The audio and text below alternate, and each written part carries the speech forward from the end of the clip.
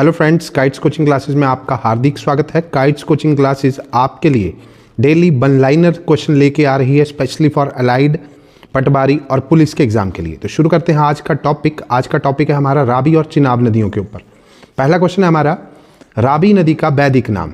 तो रावी नदी का वैदिक नाम पारुष्णी। रावी नदी का सांस्कृतिक नाम तो याद रखेंगे इरावती। क्वेश्चन नंबर 3 है, रावी को स्थानीय बोली में क्या कहते हैं? तो आपका आंसर रहेगा रौती। क्वेश्चन नंबर 4 है, रावी नदी का उद्गम। तो रावी नदी का उद्गम बड़ा बंगाल क्षेत्र से है। क्वेश्चन नंबर 5 है, रावी नदी के जल स्रोत क्या हैं? तो आप आंसर याद रखेंगे भादलबो, तंतगुरी, हिमखंड रावी के जल स्रोत हैं। क्वेश्चन नंबर 6 है, रावी नदी हिमाचल में कितना सफर तय करती है? तो आपका आंसर रहेगा 158 किलोमीटर। क्वेश्चन नंबर 7 है, रावी नदी हिमाचल प्रदेश को छोड़कर किस राज्य में प्रवेश करती है? तो आंसर रहेगा जम्मू कश्मीर। क्वेश्चन नंबर 8 है, रावी नदी हिमाचल प्रदेश को कहाँ छोड़ती है? तो आपका आंसर रहेगा खेड़ी, या कई बार आंसर आता है खैरी। क्वेश्चन नंबर 9 है, चंबा शहर किस नदी के किनारे स्थित है? तो आपका आंसर रहेगा रावी नदी के किनारे। क्वेश्चन नंबर 10 है, रावी की सहायक नदियाँ। काफ़ी इंपॉर्टेंट क्वेश्चन है, याद रखेंगे आप रावी की सहायक नदियों को। तो पहला है बुड्डल, दुनाली, ओबड़ी, मंगला, चिरचंड, साहल, बोदिल, इंड, चनेड़, सरू, बाथरी, छतराड़ी, नौनी, साल, स्यूल, बजलेड़ी और टुंडै। उसके बाद है क्वेश्चन नंबर 11, राख पुल किस नदी पर स्थित है? तो राख पुल चंबा भरमौर रोड पर रावी नदी पर स्थित है। क्वेश्चन नंबर 12 है, कौन सी नदी चंबा को 2 भागों में बांटती है? तो आपका आंसर रहेगा रावी नदी। क्वेश्चन नंबर 13 है, खड़ा मुख पुल किस नदी पर स्थित है? तो आपका आंसर रहेगा रावी नदी पर। क्वेश्चन नंबर 14 है, एचपी की कौन सी नदी जो गंगा की तरह पूर्व से पश्चिम की ओर बहती है और उसका जल कभी भी सड़ता नहीं है? तो आप इस क्वेश्चन के ऊपर कमेंट जरूर कीजिए। वैसे मैंने जो आंसर ढूंढा है वो है स्यूल खड्ड।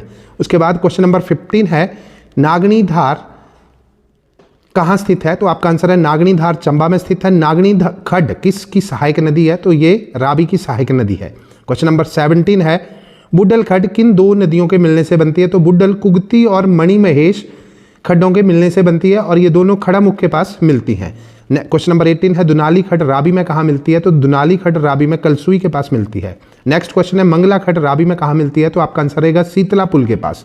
क्वेश्चन नंबर 21 है, पंज जुंगला पर्वत श्रेणी कहाँ स्थित है? आंसर रहेगा चंबा में। क्वेश्चन नंबर 22 है, साहल खड्ड रावी में कहाँ मिलती है? तो आप याद रखेंगे बालू नामक स्थान पर साहल रावी में मिलती है।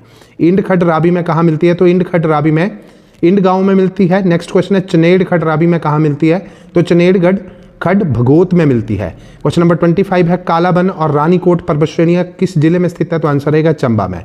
उसके बाद है, कहलधार कहाँ स्थित है? तो कहलधार भी चंबा में स्थित है। क्वेश्चन नंबर 27 है, तीसा क्षेत्र के दक्षिणी पश्चिमी जोतों की पट्टी को क्या कहते हैं? तो आंसर रहेगा मक्कन वो मराली।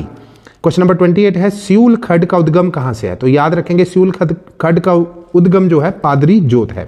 29 है, स्यूल खड्ड रावी में कहाँ मिलती है? तो याद रखेंगे चौहन में रावी में स्यूल खड्ड मिलती है। क्वेश्चन नंबर 30 है, चिनाब नदी का वैदिक नाम क्या है?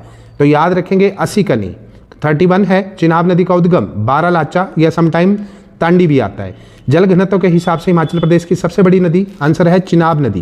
क्वेश्चन नंबर 33 है, चंबा मीन्स पांगी में हिमाचल प्रदेश में कहाँ प्रवेश करती है? आंसर रहेगा भुजिंद में। क्वेश्चन नंबर 34 है, चिनाब नदी चंबा को कहाँ छोड़ती है? आंसर रहेगा संसारी नाला। चंबा को छोड़ के या हिमाचल प्रदेश को छोड़ के चिनाब कहाँ प्रवेश करती है? आंसर रहेगा जम्मू। एचपी की किस नदी को सोनी महिवाल की याद में लोगों ने उसे आशिकाना दरिया भी कहा है? तो आंसर रहेगा चिनाब नदी को। क्वेश्चन नंबर 37 है, लाहौल में चिनाब को किस नाम से जाना जाता है? तो उसको चंद्रभागा के नाम से जाना जाता है। तांडी से लेकर चंबा की सीमा तक चंद्रभागा घाटी को किस नाम से जाना जाता है? आप याद रखेंगे पत्तन घाटी या पट्टन घाटी। तिब्बती भाषा में पट्टन को मंचत कहते हैं, इसका अर्थ क्या है? तो मंचत का अर्थ होता है निचला भाग। क्वेश्चन नंबर 40 है, भागा घाटी के ऊपरी हिस्से को तिब्बती भाषा में क्या कहते हैं? तो भागा घाटी के ऊपरी हिस्से को स्तोद कहते हैं। अगला क्वेश्चन है, भागा घाटी के निचले हिस्से को क्या कहा जाता है? तो भागा घाटी का निचला हिस्सा गारा कहलाता है। क्वेश्चन नंबर 42 है, चंद्रा घाटी को स्थानीय बोली में क्या कहा जाता है? तो आपका आंसर रहेगा रंगलोई। क्वेश्चन नंबर 43 है, भागा घाटी का स्थानीय नाम? तो याद रखेंगे गाहर। 44 है, चंद्राबू भागा नदियां कहां पर मिलती है? आंसर रहेगा तांडी। क्वेश्चन नंबर 45 है, चिनाब की सहायक नदियां कौन कौन सी है? तो याद रखेंगे मियार नाला, सैचू नाला, तबी नदी। तांडी का संबंध किससे है? तो तांडी का संबंध द्रौपदी व ऋषि वशिष्ठ से है। द्रौपदी का अंतिम संस्कार तांडी में हुआ था और ऋषि वशिष्ठ की मृत्यु तांडी में हुई है। क्वेश्चन नंबर 47 है, हिमाचल प्रदेश के किस नदी में सोना पाया जाता है? आपका आंसर रहेगा चिनाब नदी। 48 है, चिनाब हिमाचल प्रदेश में कितना सफर तय करती है?